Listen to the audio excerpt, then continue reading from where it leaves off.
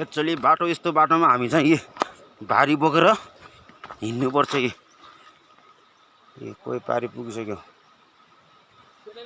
ओह्रालो भारी बोक्यो अब धान चामल त्यहाँ बाँकी छ ल्याउन लौरो टेक्दै ओह्रालो झरिरहेको ए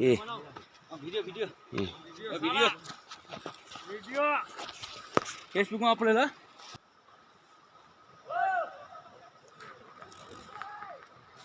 लौरो टेक्दै बिचरा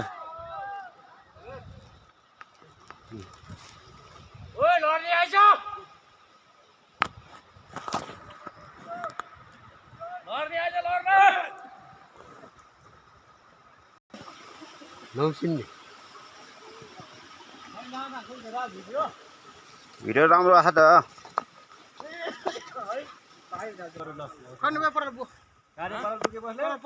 भुमाले ल ठुलो बोरा छान्नु भयो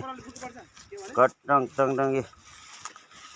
कसैको पराल छ 2-3 भारी एक भारी पराल 2-3